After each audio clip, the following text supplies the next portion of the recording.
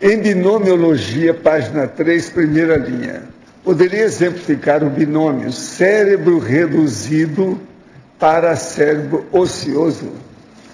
Isso, eu toquei bastante assim nesse assunto de maneira diferente aqui no verbete. Então, por exemplo, eu chamei atenção para cognição aqui em vários aspectos. Então, o que acontece?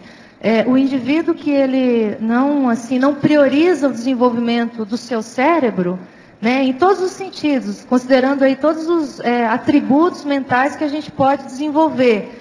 No final, o que a gente observa? A gente tem um paracérebro ocioso. Então, quando a gente não investe no nosso aumento de dicionário cerebral, por exemplo, e às vezes o amparador ele quer passar uma técnica, passar uma informação, então não existe uma conexão aí do paracérebro para o meu cérebro. Então isso gera uma limitação.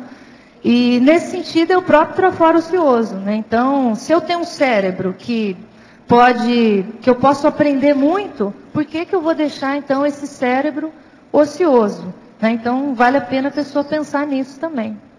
Agora é bom a gente esclarecer que o Adélio, o Arlindo e eu não temos nada a ver com isso, tá certo?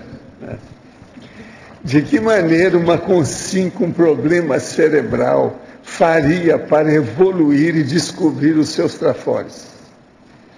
Então, aí a gente tem que ver qual é, assim, o nível, né, desse problema cerebral. Então, assim, existe algum esboço ainda de racionalidade a partir disso, né? Então, o que é que a gente consegue, então, resgatar nessa pessoa e trabalhar? Então, às vezes você vai chegar à conclusão que você não consegue bem mexer ali com aspectos mentais ou intelectuais, mas você consegue trabalhar outros aspectos, por exemplo, a autoestima daquele indivíduo de um outro modo, a psicomotricidade daquele indivíduo de outra forma. Então, às vezes você vai deixar de trabalhar determinados aspectos intelectuais em função de uma limitação cerebral, mas existem outros trafores a serem trabalhados. Então, por exemplo, existem trafores de natureza somática.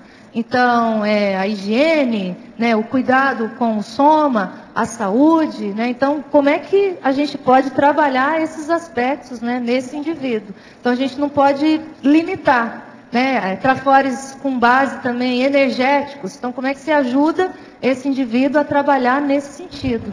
Então, vale a pena pensar e ampliar.